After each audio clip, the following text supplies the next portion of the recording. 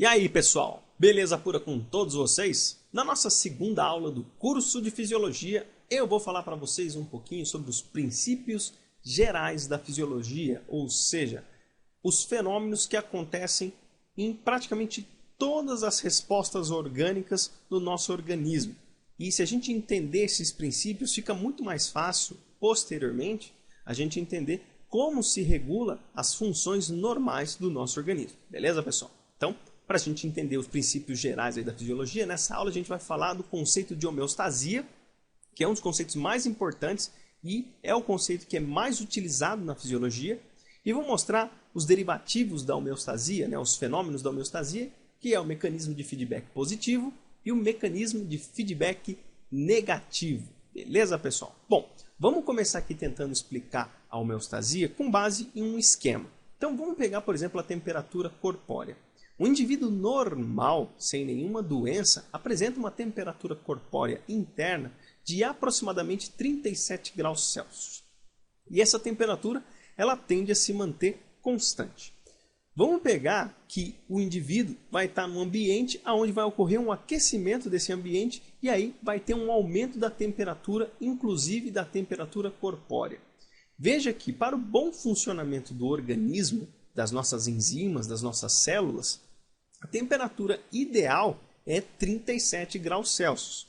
Se a temperatura se eleva demais, isso passa a ser prejudicial ao bom funcionamento do nosso organismo. Para tanto, o nosso organismo vai ativar um processo de vasodilatação, suor e a diminuição do metabolismo para fazer com que a nossa temperatura abaixe. Ele vai fazer todas as respostas frente ao estímulo do ambiente que ocorreu para permitir que o organismo retorne à sua temperatura basal. Então veja, mesmo que houvesse um aumento de temperatura, o nosso organismo trabalha de uma forma para manter sempre uma faixa ideal de temperatura. E aí, com essa condição que a gente explicou aí para vocês, a gente consegue definir a homeostasia, que consiste na regulação orgânica do organismo para a manutenção do equilíbrio dinâmico com o ambiente onde o mesmo se encontra. Então veja, a homeostasia corresponde a uma condição de adaptação frente a variações do ambiente para que nós tenhamos o equilíbrio dinâmico para conseguir sobreviver. Claro que se a gente atingir o equilíbrio estático, a gente morre, porque daí não tem movimentação, trânsito de moléculas. O equilíbrio dinâmico é fazer com que haja um bom funcionamento do organismo independentemente das variações do ambiente.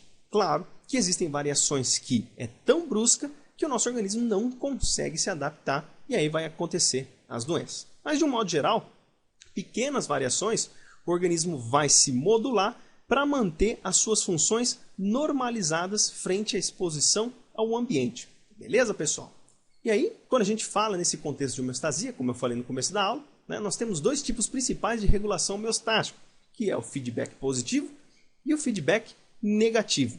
A maior parte dos processos fisiológicos vão obedecer essa resposta de feedback, que corresponde a uma resposta de retroalimentação. Algumas respostas não vão obedecer a condição de feedback, mas uma fração importante da sinalização e das respostas do organismo vão obedecer essas duas condições. Então vamos entender o que significa o feedback, começando pelo feedback positivo. Então, o feedback positivo, ou retroalimentação positiva, corresponde a uma amplificação de uma resposta dada pela ação de uma outra resposta anterior, ou seja, um estímulo promove um aumento deste mesmo estímulo. Quanto mais esse estímulo aumenta, o estímulo anterior, dado pela sua ampliação, faz com que este estímulo também aumente. Ficou um pouquinho confuso, mas vamos dar um exemplo aqui que daí vai ficar muito mais fácil. Vamos pegar o exemplo do consumo de glicose pelas nossas células. Então vamos pegar, por exemplo, aqui a circulação e a célula beta-pancreática. A gente sabe que na célula beta-pancreática há a produção de insulina.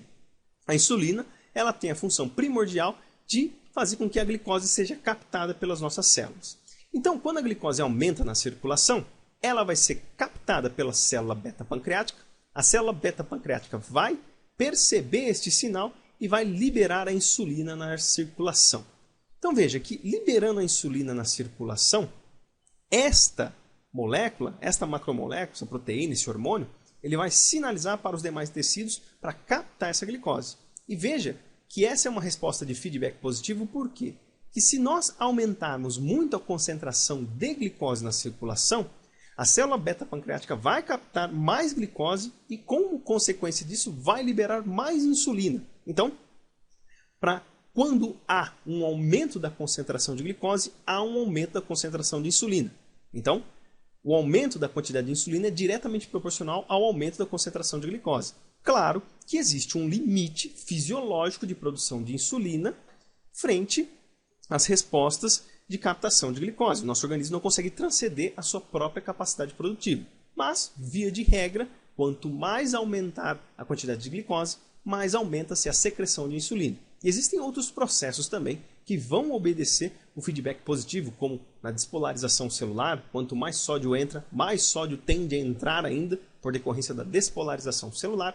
Mas, de um modo geral, poucos processos respondem à condição de feedback positivo. Mas, no geral, é isso. Quanto mais aumenta um processo, a resposta desse processo aumenta um segundo processo anterior. Beleza?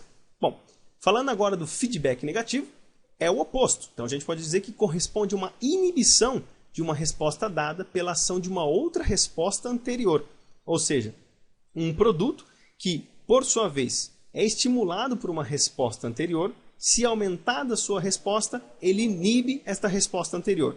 Vamos entender isso dando um exemplo aqui sobre a produção hormonal. Então vamos falar aqui um pouco da hipófise anterior.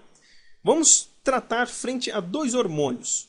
Vamos falar do hormônio folículo estimulante, FSH, e do hormônio LH, chamado de hormônio luteinizante. Esses dois hormônios, eles têm uma função primordial nas mulheres de estimular a produção de estrógeno e progesterona. Então, quanto mais estes hormônios são produzidos, eles vão sinalizar para os ovários produzirem estrógeno e progesterona. Só que, se a quantidade de estrógeno e progesterona aumentar demais, via sinalização pelo hormônio folículo estimulante e hormônio luteinizante, esses dois hormônios esteroidais vão sinalizar para a hipófise anterior pararem de produzir o hormônio folículo estimulante e o hormônio luteinizante. Então veja que isso é uma retroalimentação negativa, que os mediadores que produzem um segundo mediador, se este segundo mediador aumentar demais a sua quantidade, o mesmo inibe a produção do mediador que o produz. Então, tratando a miúdos, se o FSH e o LH sinalizarem demais para a produção de progesterona e estrógeno, o estrógeno e a progesterona dão sinais à hipófise para pararem de produzir o hormônio folículo estimulante e o hormônio luteinizante. A sinalização endócrina, de um modo geral, liberação também de testosterona, GH, tem uma regulação por feedback negativo. Não tem que se haver uma resposta acumulativa para que se libere cada vez mais. É um ciclo de produção e tudo aquilo que tem um ciclo produtivo responde de forma a ter um feedback negativo. Beleza, pessoal? Bom, essas foram as referências que eu utilizei para essa aula. Espero que vocês tenham gostado. Se vocês gostaram, não esquece nunca de dar o seu joinha e de compartilhar esse vídeo, porque isso ajuda muito na divulgação do nosso material. Também não esquece de se inscrever aqui no nosso canal e participar lá do grupo e da página da Escola de Ciências da Vida no Facebook. E não esquece de curtir a página, de se inscrever no canal do YouTube dos nossos queridíssimos parceiros, o professor Rogério Gozzi, Diego Barros, do Medicina Resumida, Kainan Max, canal de Biociência, e a nossa queridíssima nutricionista Paula Clabun, de Nutrição como um Modo de Vida. Como sempre, todas as informações estão aqui no descritivo desse vídeo. Beleza, pessoal? Então é isso aí. Forte abraço a todos, fiquem com Deus e até os próximos vídeos, se Deus quiser.